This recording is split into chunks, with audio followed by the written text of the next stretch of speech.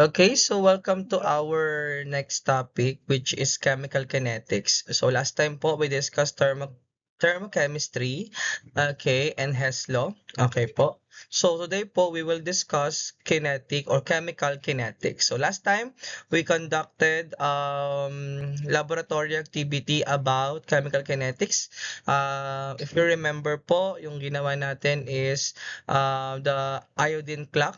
Okay po, so we create po solution, okay, vitamin C and then iodine and then doon po sa hydrogen peroxide. So yun po yung ginawa natin last time. So kinuha natin yung rate ng bawat reactions na meron tayo. So yun po yung pinaka-concept ng chemical kinetics po na i-discuss natin today. So what are the learning competencies or the objectives for this lesson? So we have here number one, we will describe how various factors influence the rate of the reaction, and then we will differentiate zero, first and second order reactions, and then we will explain reactions qualitatively in terms of molecular collisions and explain activation energy and how a catalyst affects the reaction rate, site, and differentiate the types of catalysts. So we will start. Of course, let us answer this question first. So what is shown in the picture? Okay. So if you are familiar with this reaction po, yung sa second picture, this one is rusting. Okay, very good. So this one is rusting po. So pangangalawang. Okay, so what causes this rusting po kaya? Okay, kung naiisip mo, there is something or there is a factors na nagko-cause ng rusting, tama ka po dyan. Okay po. Because rusting is also a reaction or an example of reaction, okay po, from reactants at it will produce po product which is rusting po, no? So we have here four iron atoms react with three oxygen molecules and six water molecules to produce four iron hydroxide or rusting po, or yung tinatawag nating iron hydroxide compound. Okay, so I have your question here. How long does it usually take for this reaction to occur?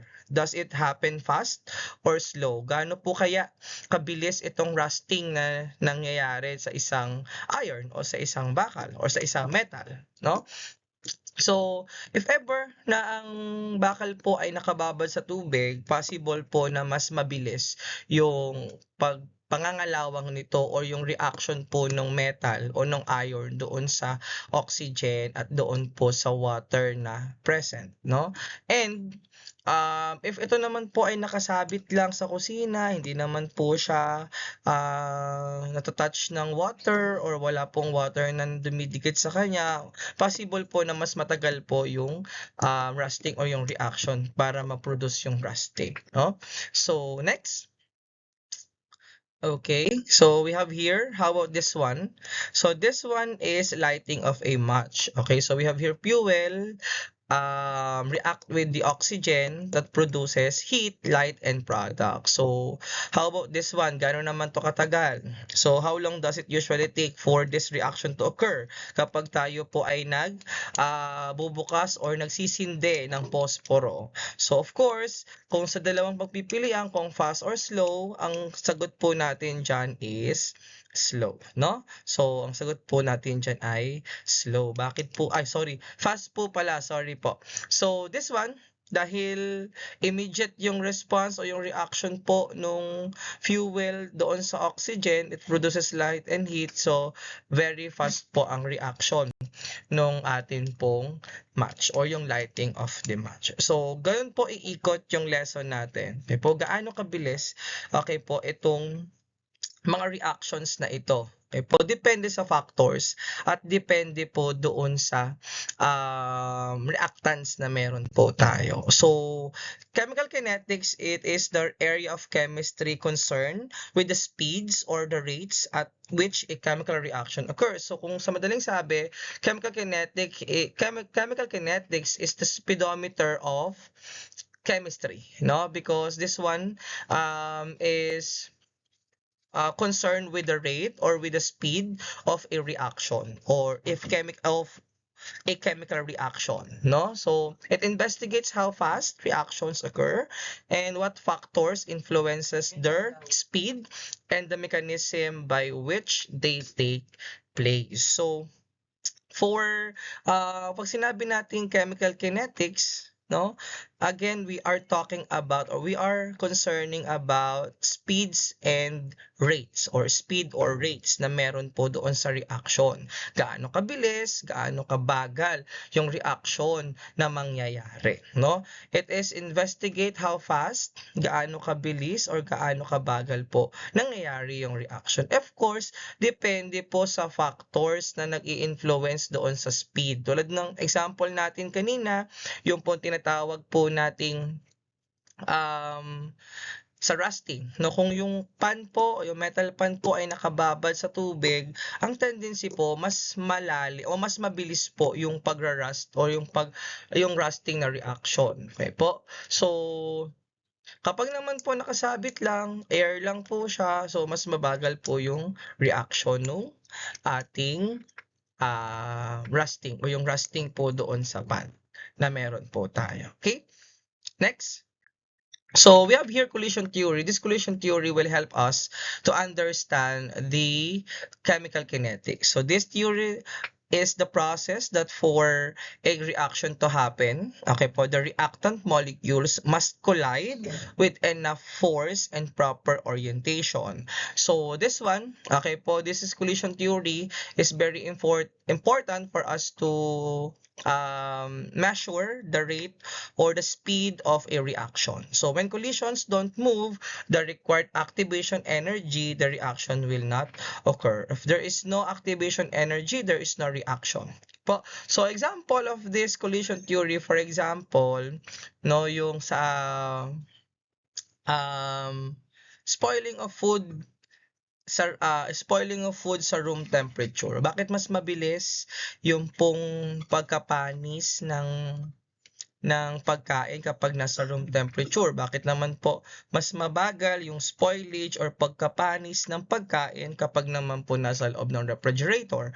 So, tendency we are talking about temperature, no? Yun yung factor na pwede makaapekto doon sa spoilage nung pagkain. So kapag ka warm temperature, of course, we are expecting that there's a faster movement of the molecules. Okay po? Or mabilis yung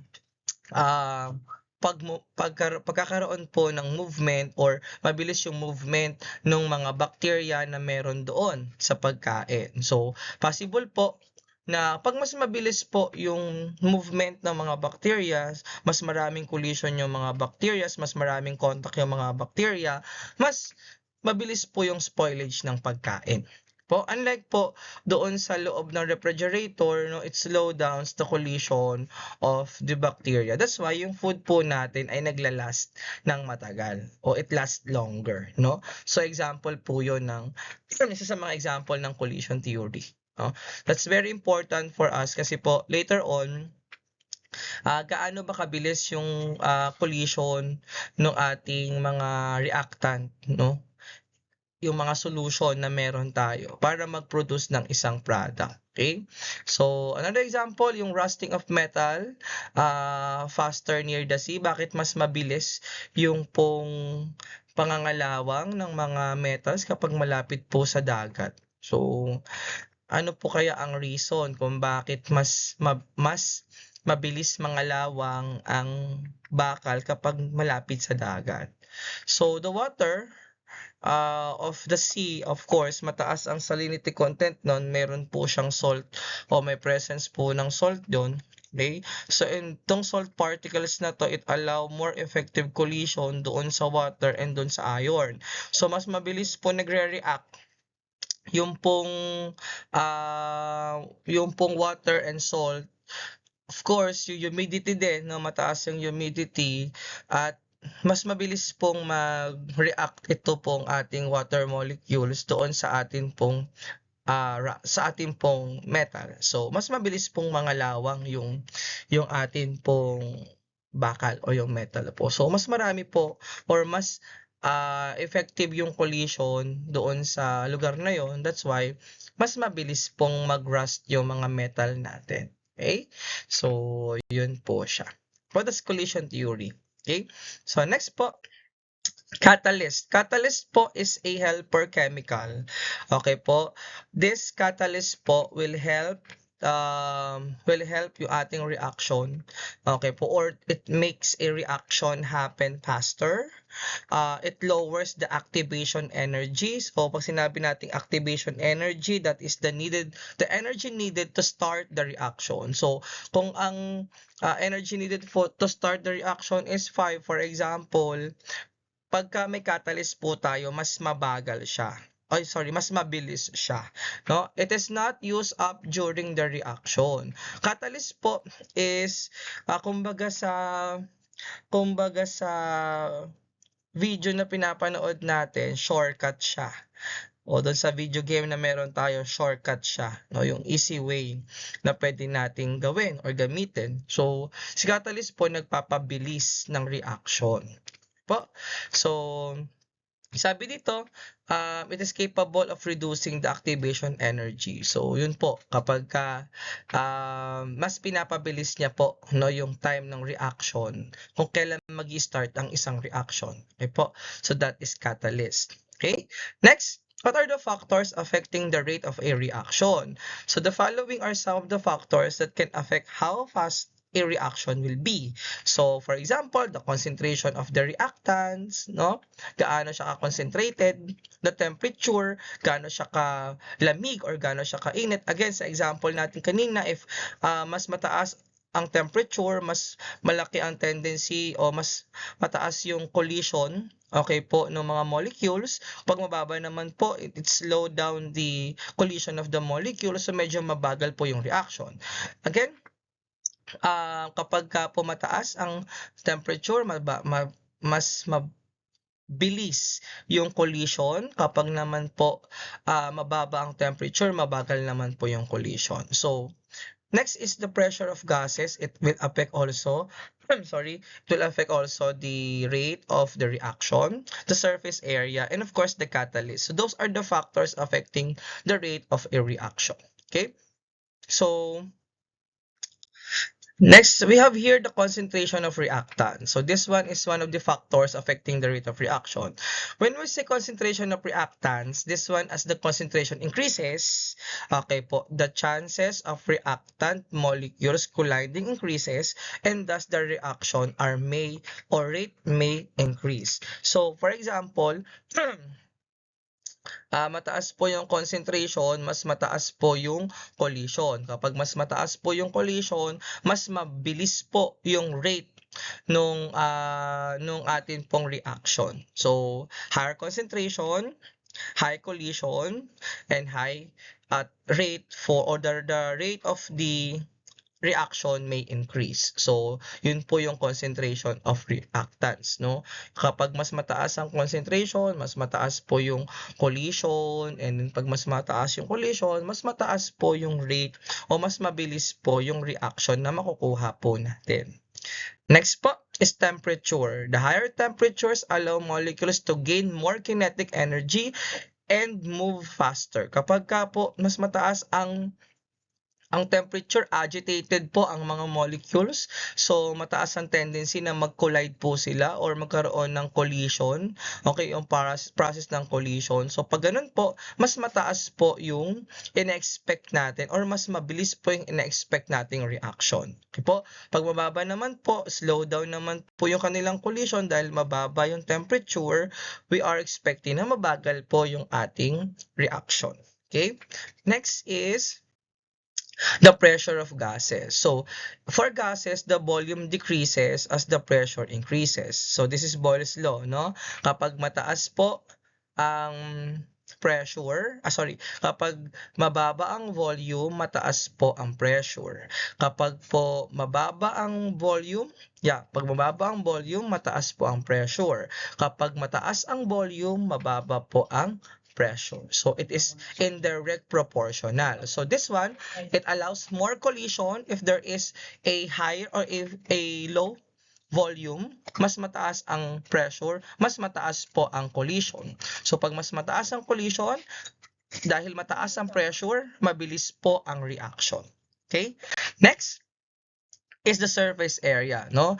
With a larger surface area, there are more sites where reactant molecules can collide. Kapag mas maliit po yung, pag mas malaki yung surface area, malaki po yung tendency na makapag-collide po yung mga reactants po natin po. So, this then leads to more frequent collision. Dahil marami po silang place kung saan sila possible na mag-collide, malaki rin po yung possibility na, o mabilis din po yung possibility na mag-react siya ng mabilis, no? So, that is surface area. Next is the presence of catalyst. So, when we say presence of a catalyst, a reaction catalyst reduces the activation energy. Again, activation energy is the energy need for us to start a reaction. So, kung meron tayo specific na kailangan na energy for the reaction, mas pababagalin niya. Mas pabibilisin niya, no? Yung reaction natin kasi binabawasan niya po yung activation energy na kailangan for a reaction. So this allows the reaction to proceed at a faster rate. So mas mabilis po ang rate kapag po may catalyst. Bakit? Because the catalyst reduces the activation energy of a reaction. Okay? Okay, so let us proceed to the rate of a reaction. When we say rate of the reaction or tinatawag nating reaction rate, this one is the change in the concentration of a reactant or a product over time. So we have the product, okay po, ibig sabihin, it change in concentration, which is the molarity of or the molarity over the time po, or in second. That's why we have here rate is equal to, okay po, rate is equal to change of molarity divide change of time. So we have again rate is equal to change of molarity or change of concentration over or divide by change of time. Okay? Because this one is a rate in the change of concentration of a reactant over time. So we have here concentration and we have here time. So for time, we have seconds, and for our concentration, we have molarity. Okay? Next, so rate of reaction. So we can express the rate of reaction for A, reactant A to B. Okay po? So the rate of the disappearance of the reactants and the rate of the appearance of a product or of the product. So pag sinabi nating disappearance, okay po, nawawala, nagdi-disappear. It's either na-dissolve, okay po, or ino-overcome. Okay po, so yun po yung mga term na pwede natin gamitin for disappearance. So number 2, doon naman tayo focus sa product. So we have the appearance of the product. Gano'n naman po kabilis yung reaction para makita yung product natin. Ano yung rate doon sa appearance ng product po. So for our disappearance of product, we have rate is equal to negative change of reactants over change of time. Okay po, so kaya dito, change in concentration of the reactant over the time period or the time. Okay po, so we have here negative. Bakit po kaya naka-negative yung atin pong change in concentration of reactant over time period? Kasi po, we are talking about disappearance. Okay po, ibig sabihin, pagka wala po, disappear po, di ba, nawawala, nalolos, for example, na-overcome, negative po yun. That's why we have here negative sign. Okay po, so, sa rate naman po for the concentration of the product over the time period, so we have here rate is equal to change in concentration of the product over time. So we have naman the appearance of the product. So for the disappearance of the reactants, we have rate is equal to negative change in concentration of the reactant over the time period. Next, we have here for the appearance of the products, we have rate is equal to the change in concentration of B over the time period. Okay po? So again, bakit siya negative? Because this is disappearance. Nawala. Okay po? Na-dissolve. Na-overcome. Nilamon. Kinain. Ganon. Okay po? Next. So we have here Example, so calculate the reaction rate of the reactant and the product for the given reaction. So the rate of the reaction for A and B can be measured through experimentation as shown in the diagram. Sorry po. So what is molarity? Molarity again is the way of the measuring how concentrated a solution is. So how many moles of solute are dissolved in 1 liter of solution.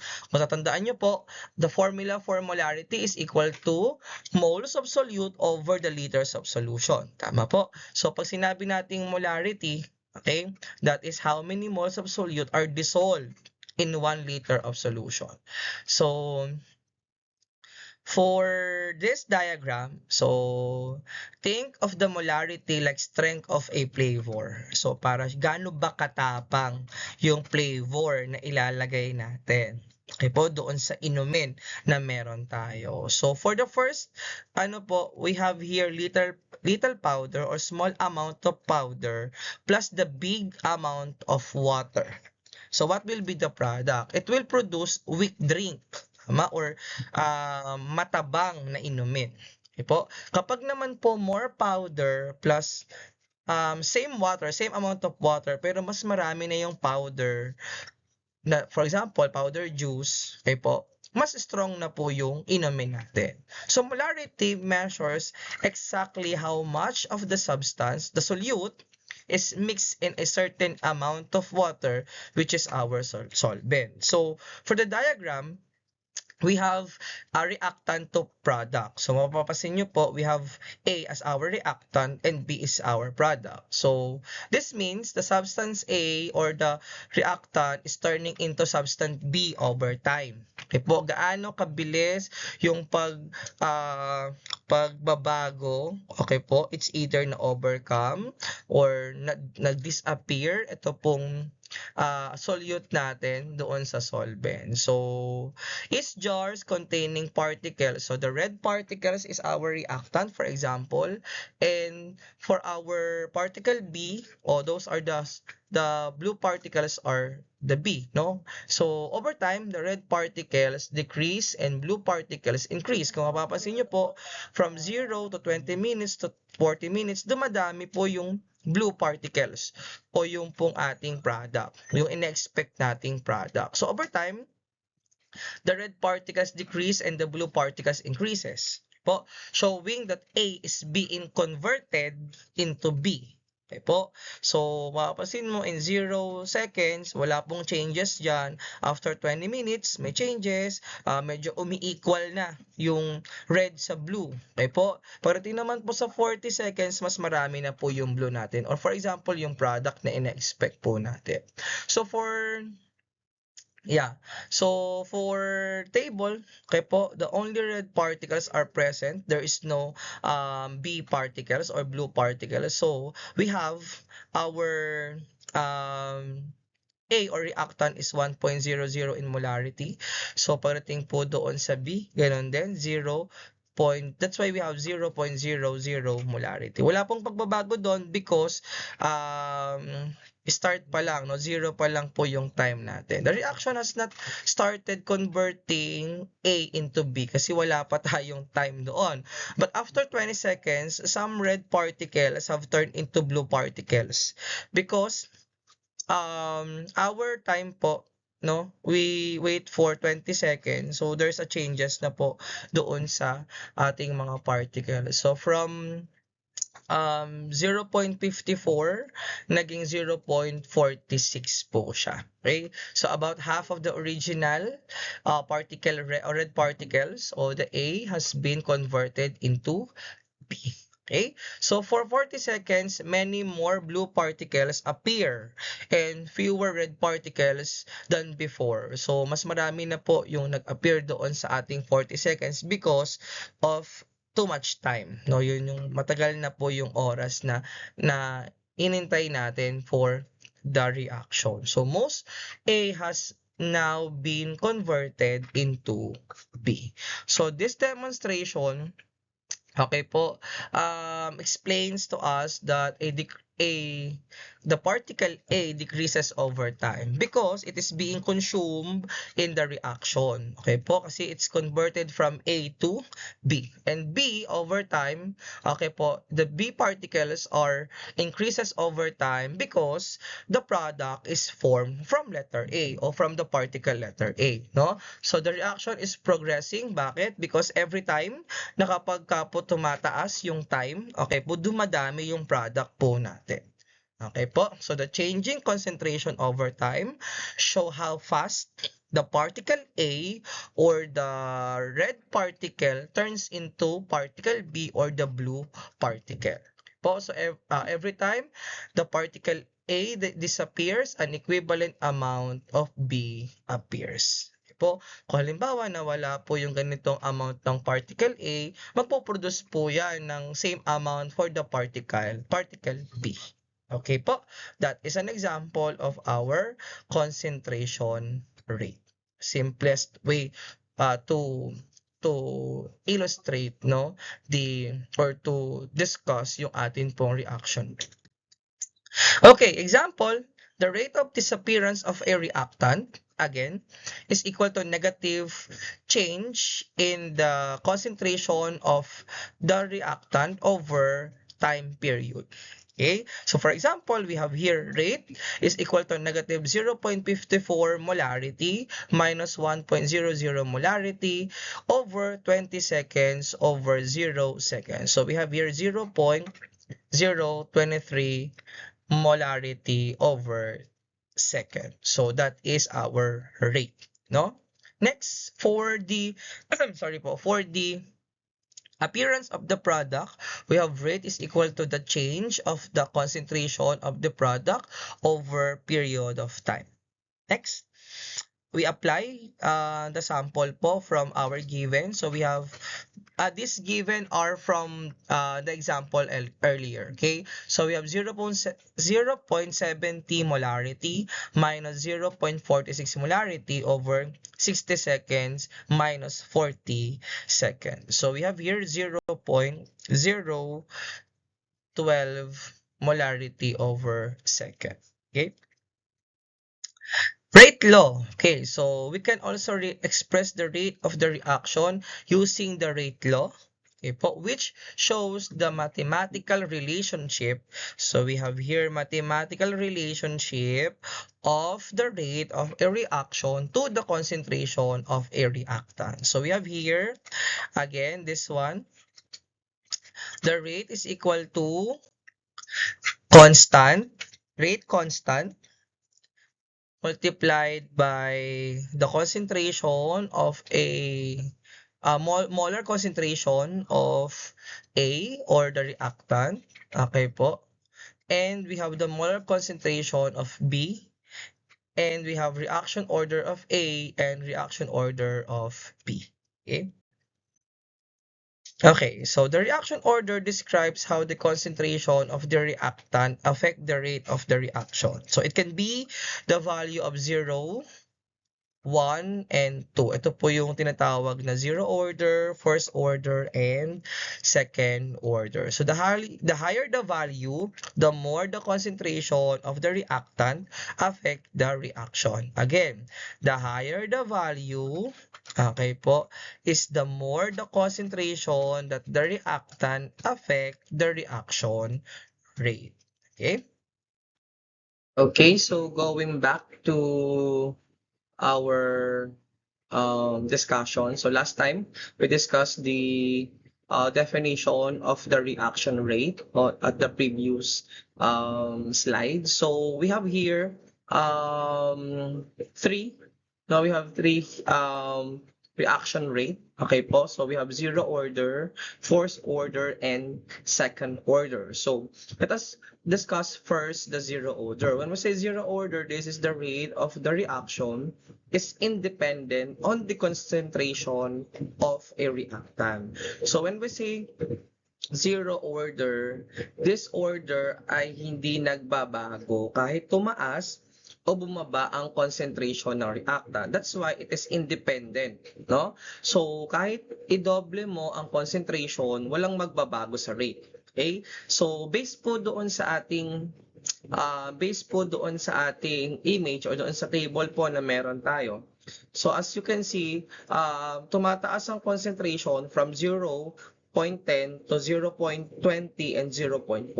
Pero, kung mapapansin po natin that the rate is 0.025 from different molarity, no, o different concentration. So even though nagbabago ang concentration, dumodoble ito or tumataas ito, the rate is still the same. That's why this one is zero order. This proves it is a zero order reaction. If the concentration of reaction is doubled, there will be no changes or change on the reaction rate.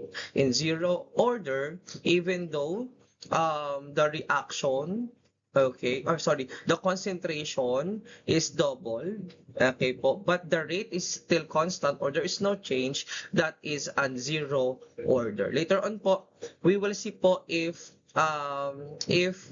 nagkaroon po ba ng, if yung ating reaction ay zero order, or siya po ay first order or second order. So pagka zero order po, that is no changes in our rate. It will still the same even though the concentration is doubled or tumataas yung concentration. That is zero law.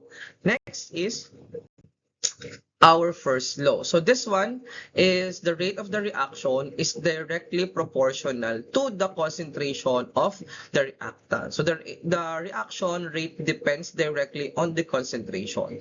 Meaning, if you double the concentration, the rate also doubles. As you can see at our table, we have here 0.10. Nagdoble siya from 0.10 to 0.20. Sa rate natin, mapapansin nyo rin po that the rate is double. So from 0.025, magiging 0.050. So from 0.025, mapapansin po natin na this is double, no? Naging 0.050. Okay?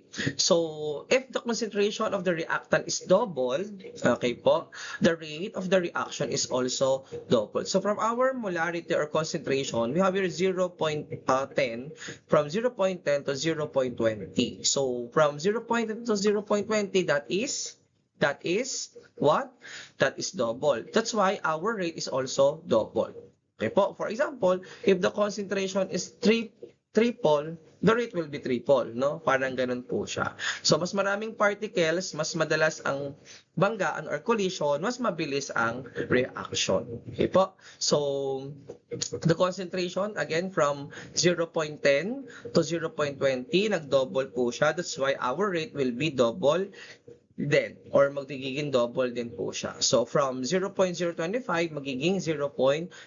Same with this one. So, for example, ito naman po, itong part na to, so from 0.20, naging 0.40. So, nag-double po yung molarity or nag-double yung concentration. That's why yung ating rate po from 0.50 naging 0.050 naging 0.100. So, naging double po siya. That is first law. Okay? So, next po is the second law. The second law naman po is the reaction rate depends on the square of the concentration. So, the rate of the reaction is proportional to the square of the concentration of the reactant. Okay po? So, meaning, if concentration is doubled, the rate becomes 4 times or magiging quadrupled po siya. Okay, so in our first example, we have here from 0.10 to 0.20, nag-double po yung ating concentration, yung concentration of reactant. But as you can see po sa atin pong rate, from 0.025, naging 0.100. So, naging times 4 po yung ating 0.025. That's why this one is an example of second order because the rate of the reaction is quadrupled or times 4. Okay? So, same. If the concentration is squared or the concentration is doubled at ito po ay naging quadrupled in rate, that is an example of second order. Okay? So, next. So, we have here the table for our order of the reaction. So, kapag zero order, that the rate of the reaction is depend of the concentration of the reactant. So, the rate remains the same. So, walang pagbabago po doon or walang changes doon po sa ating rate. Okay? So, next is the first order naman po is the rate of the reaction is directly proportional. If nag-double po yung concentration, magdo-double din po yung rate natin. Okay po, if tumaas yung concentration, tataas din po yung rate natin. That's directly proportional. In second order, it is proportional to the square. Ibig sabihin, kung nagdoble po yung ating reactant o yung concentration of the reactant, magiging 4 times po yung doble niya or magiging 4 na beses po yung rate niya. Okay po? So that is the rate is quadruple. So that's times 4. No? So it is the proportional. Kung dumoble, that's 2. Okay po? Squared po ng 2 is 2. So we have 4, no? That's why our rate is quadruple. Okay? So tandaan po natin, kapag ka po zero order, the rate remains the same, walang pagbabago even though nagdodoble or tumataas po yung ating concentration. While in first order po, the concentration is directly proportional. Ibig sabihin, kung tumataas ang reactant o concentration of the reactant, dumodoble din po or tumataas din po yung rate ng yung ating pong rate. Kung dumodoble po yung concentration ng reaction o ng reactant, magiging doble din po ang rate. Second order naman po is proportional to the square. Pag sinabi natin proportional to the square, 4 na doble po ito. That's why our rate is quadruple. Okay? So, this one is the table of the concentration o yung time graph sa tinatawag, no? Yung zero order, first order, and second order. Yung pagtaas, yung pagbabago, no? Yung changes na meron doon sa atin pong mga reaction. Okay? So, for writing the rate laws, of course, we were going to identify the rate laws by writing the rate laws. Okay po? So, we have here 5 steps na susundan po natin. Okay? So, number 1, we will choose one of the given reactant to determine its reaction order. So, for us to determine the reaction order, we need, of course, to choose one reactant from our given. For step number 2, from the given data, we will choose 2 values wherein the concentration of the chosen reactant is double. So, tandaan ha, titignan po natin kung dumoble yung ating pong chosen reactant. Okay po? Tandaan natin, if the reactant or chosen reactant is doubled, yun po yung pipiliin natin. And the concentration of the other reactant remain the same. Okay po? So, dapat yung concentration naman po nung isa pang reactant natin ay mag-remain the same. Yung isa po ay double, yung isa po ay same or walang pagbabago. Okay? Sa pagpili ng ating pong ng values ng ating concentration, number 1, the reactant is doubled and another reactant remains the same. Okay? So number 3, we evaluate the change was observed on the reaction rate after the chosen reactant is double. So we will going to evaluate kung ano yung pagbabago doon sa reaction rate ng ating pong napiling mga reactant. Okay? So for number 4, we will designate the reaction order for the chosen reactant in the rate law. Nakuha na po natin yung ating rate. Okay po, yung the reaction rate. We were going to designate po what kind of reaction order ang ilalagay natin. Kung yun po ba ay order 0 o 0 order, first order o second order. So yun po, doon napapasok yung mga order natin na diniscuss kanina. So for the last step, we will do for all reactants and express the complete rate. Gagawin po natin siya sa lahat na reactant na given po doon sa ating reaction. Okay po, doon sa ating balance equation. Okay, so let's start. Okay po, so we have here example. So the sodium hydroxide and the hydrochloric acid reacts together to form sodium chloride and water in neutralization reaction. Given the data below, write the rate law of this reaction. Again, we were going to get, of course, yung order, yung rate order na meron po tayo. Okay? So, of course, number one is we will write the rate law. No? Sa rate law po, papasok si rate order. Po. So we have here, sodium and we have hydrochloric acid. Okay po, that forms sodium chloride and water. Okay po. So as you can see, we have here example, sorry. So our first step, we will apply the first step. Okay po. So this one, okay, number one, we choose one of the given reactant to determine its reaction. Okay, so it determine the reaction. Okay po, number one, yun po yung kailangan natin gawin. Choose one of the given reactant to determine its reaction. Ano po yun? Ang unahin po natin is si sodium hydroxide. Po, ang unahin po natin ay si sodium hydroxide. The first reactant na pipiliin po natin o i-determine natin ang reaction order is the sodium hydroxide. So after that, from the given data, choose two values wherein the concentration of your chosen reactant is doubled. Pili tayo kung saan po dyan yung dumoble. Okay po, sa sa trials na meron tayo. So we have here 1, 2, and 3 trials. So ito po ay 1, 2, and 3 trials. So sa bawat trials po, titingin tayo dyan kung saan dyan po yung dumoble. Okay? So we have here, kung mapapansin natin, okay po, so the one we chose, okay po, is the reactant. We have here, the chosen reactant is double. As you can see po, meron tayong 0.10 and 0.20. And dapat po yung isang reactant, ano pong mangyari? Remains the same.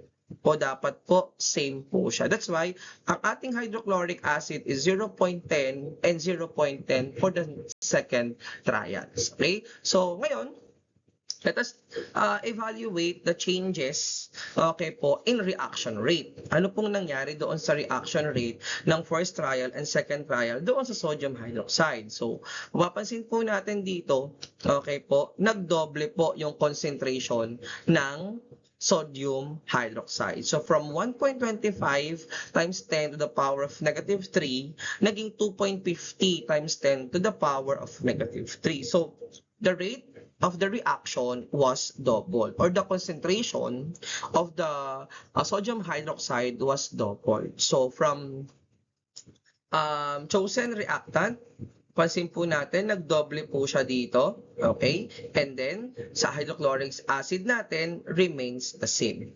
Okay po? So, again, kailangan po may isang nagdoble at may isang stay ang kanyang value. So, we change not only the sodium hydroxide concentration and we keep the hydrochloric acid constant. Then, we observe what happens to the rate. Okay po? So, nakiwa na natin yung changes doon sa sodium hydroxide, dumoble po siya, and yung ating pong hydrochloric acid is constant. And then, after that, we will evaluate what happened, or what we observe what happens to the rate of the chosen reactant. So because to find the order with respect to one reactant, okay po, we must only change that the reactant and keep the others the same. So what happened to our sodium hydroxide? That was doubled. So from 0.10 to 0.20. So as you can see po, our rate also is doubled. So that is 1.25 times 10 to the power of negative 3, naging 2.50 times 10 to the power of negative 3. So what will be, or what does it mean? So if doubling the sodium hydroxide, it causes the rate to double. So this one is an example of the first order. Again, in first order po, the reactant is directly proportional to the reaction or doon po sa ating reaction. Kapag po dumoble, tumaas po yung reactant natin o yung concentration ng reactant po natin, tumataas din po yung ating rate. Okay po, so nagdoble po yung, napansin po natin, nagdoble po yung ating sodium hydroxide at nagdoble din po yung rate natin.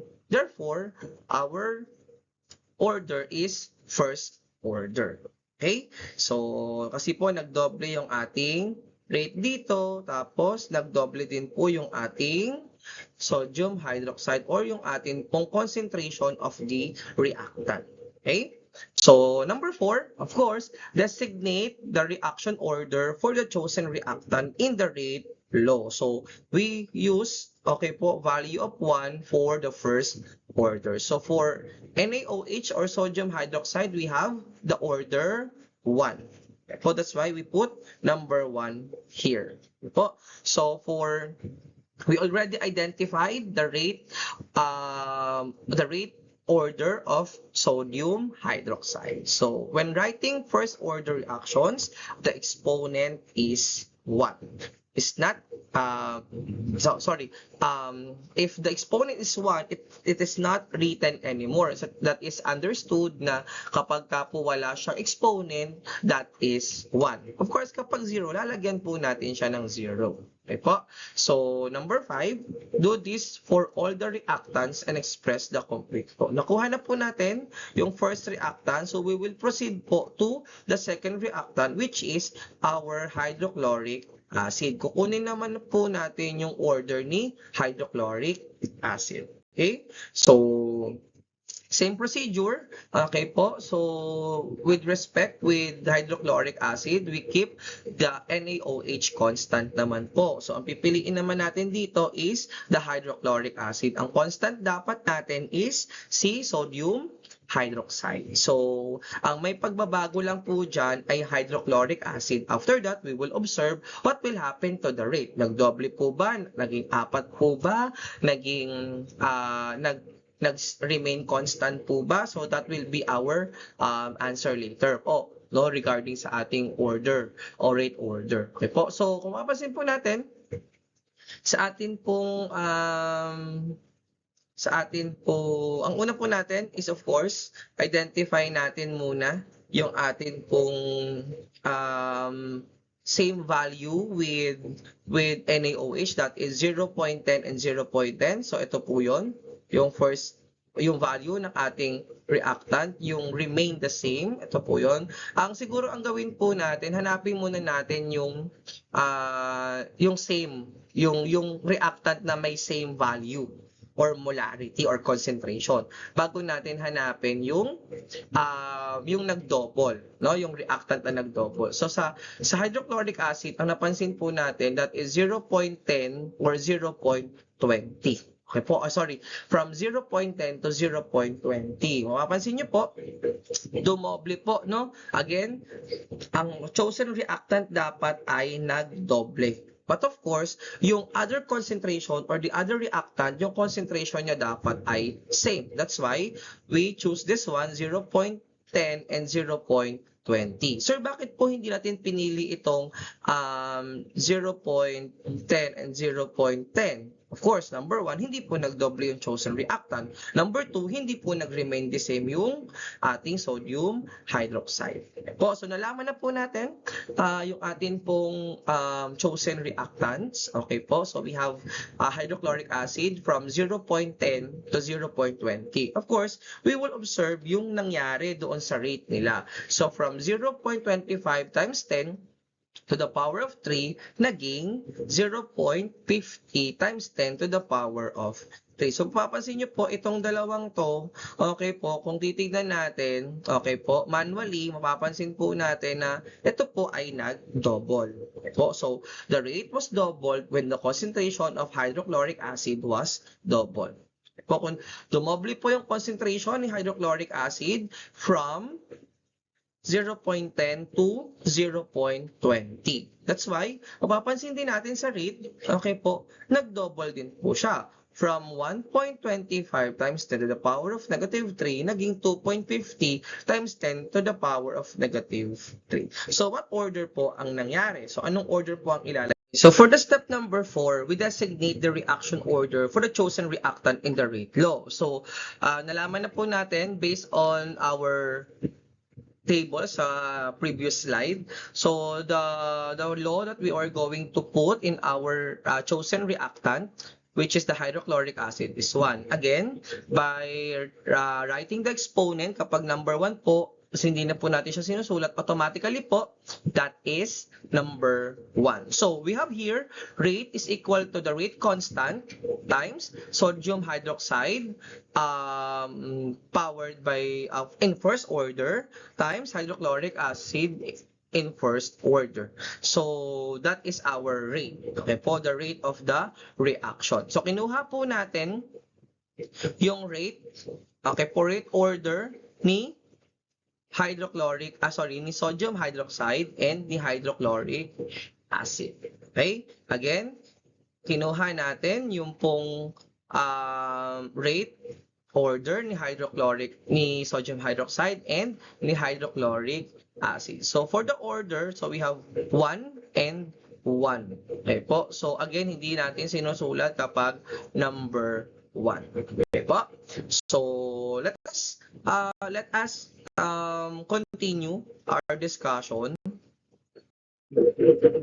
Okay, so let us try this one. Let us try to determine the rate loss using the initial rate. So we have here example of the initial rate, okay po, and then we will identify or determine po the rate law of this initial rates. Okay po, so this one is another way by determining the rate loss. So this one is more on it's more on computation. Okay po, so we will apply computation for this way of determining the rate loss. Okay, so this one is the other way of determining the rate loss using the initial rates. Okay po, so we will also apply po yung ating mga step-by-step process earlier na diniscuss natin. So we will choose the reactant with doubled value and the other reactant po is remain the same. So we will apply it po, no? But in our way, itong new way natin, for step 1, okay po, we will identify the true trials, use the identify trials where only the nitric or the ozone changes. Okay po, so ang nagbago po dyan ay itong 2.00 times 10 to the power of negative 6 and 1.00 times 10 to the power of negative 6. Kung mapapansin po ninyo, okay po, nagdoble po siya, nagbago, may pagbabago po doon sa ating ozone. Okay po? So for trial 4, that is 2.00 times 10 to the power of negative 6. So the rate for that is 3.96 times 10 to the power of negative 4. Okay po? So for trial number 3, we have here 1.00 times 10 to the power of negative 6. Okay po, so the rate of that is 1.98 times 10 to the power of negative 4. So the other reactant is 9.00 times 10 to the power of negative 6. Ito po yon. Okay, so ito po yon. Okay, so yung hindi po nagbago is yung 9.00 times 10 to the power of negative 6. And for our trial 4, okay po, we have 2.00, we have 2.00 times 10 to the power of negative 6. And ang kanya pong rate is 3.96 times 10 to the power of negative 4. So for trial number 3, that is 1.00 times 10 to the power of negative 6. At ang rate po niya is 1.98 times 10 to the power of negative 4. So we only compare yung ating pong ozone. So for the step 2, okay, so let us set up the ratio of the concentration. So for us to get the ratio of the concentration, okay po, we will use yung ating pong trials. Okay po, so we have trial number 3 and trial number 4. That is 2.00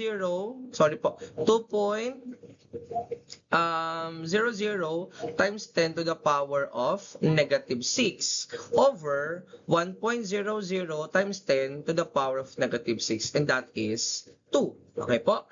So for our ozone naman po, that is double. So nag-double po siya, tama? So what will happen? So for step number 3, set up the ratio of the rates. Okay po, so that is trial number 4 and trial number 3. Kanina, kinuha natin yung sa concentration. Ito po yon.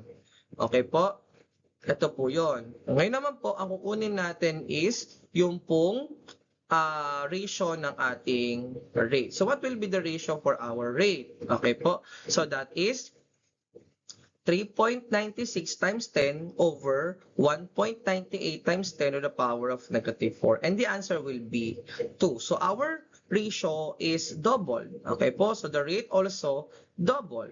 Okay? So we have the setup, the ratio of our concentration is 2, while our ratio of rates is also 2. So we have here 2n is equal to 2.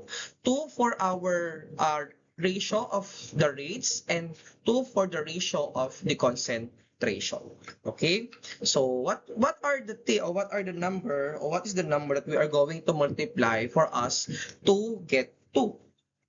O ano yung pwede natin gawing exponent dyan para makuha po natin yung 2? Of course, the answer will be 1. So the order for this rate law using the initial rate is 1. Okay? So again, ang kukunin ninyo ay ratio, okay po, ni concentration para makuha nyo po yung 2 kanina, yung 2, okay po, n dito, okay, equals, okay po, yung 2. Tama? Saan naman nagaling yung isang 2? If you are going to divide this one, 3.96 times 10 to the power of negative 4 over 1.98 times 10 to the power of negative 4, that is 2. Okay po, number that we can multiply o exponent that we can multiply by 2, okay po, or ang exponent na pwede natin ilagay dito for us to get the answer 2 is 1. So the order for this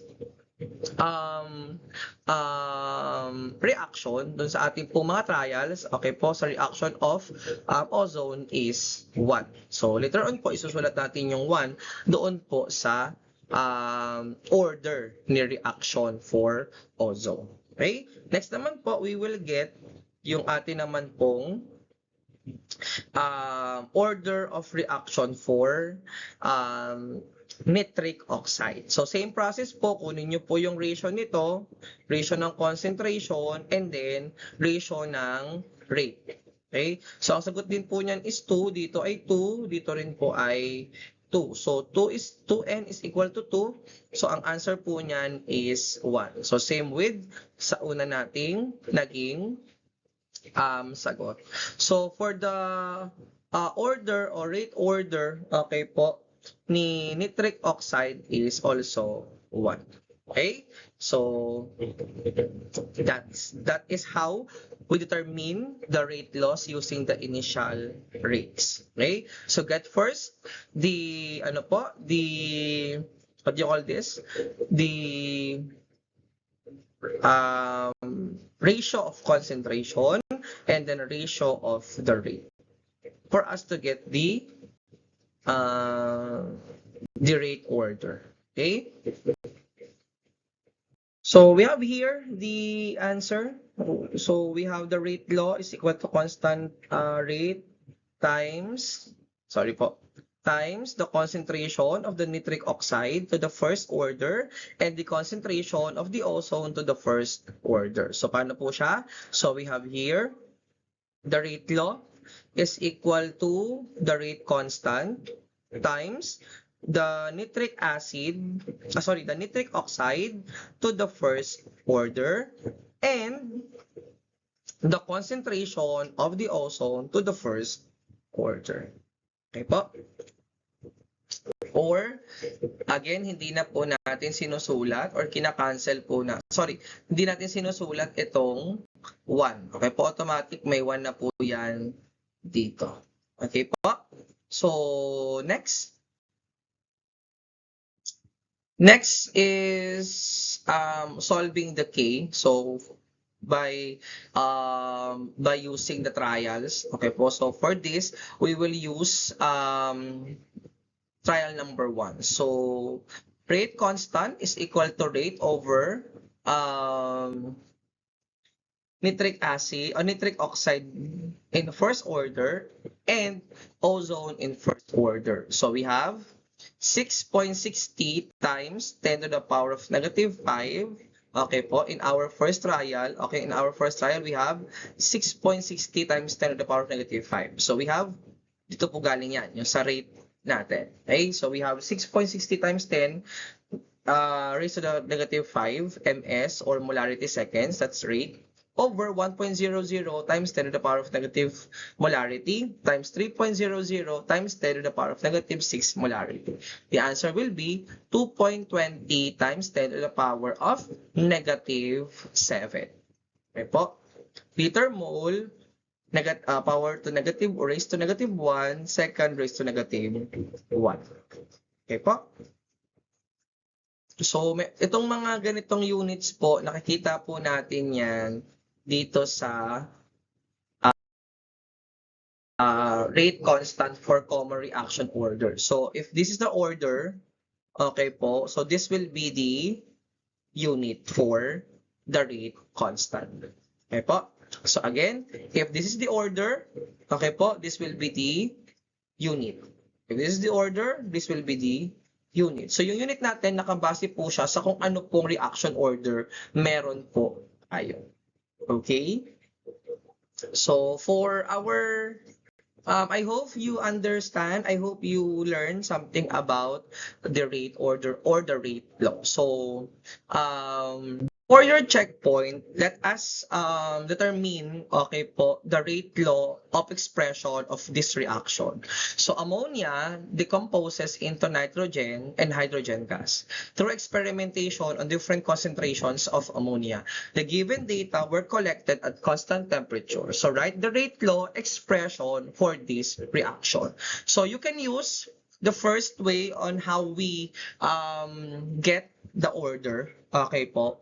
And you can also use po yung pong computation. Okay po. Sometimes kasi minsan hindi nagiging eksakto yung computation, minsan hindi natin kayang i-observe yung rate po ng mano-mano. Okay po. So hindi natin siya ma-determine kung nagdoble ba siya or naging times 4 ba siya. That's why we are using yung mano-mano na way kung paano natin kinukuha yung order ng bawat reactants po natin. Okay, so for our checkpoint number 1, kindly answer this one in your journal notebook. Try to practice this one. It will help you answering our examination in GA1 and in midterm examination. So that is our checkpoint number 1. For our checkpoint number 2, okay po. Okay, for our checkpoint number 2 naman po, okay po. Nitric oxide will react with bromine according to the reaction below. The following data were collected through experimentation. Write the rate law expression for the reaction. So we have here example o checkpoint number 2. Mapapansin nyo po, ito ha, maging maingat po kayo dito sa atin pong rate.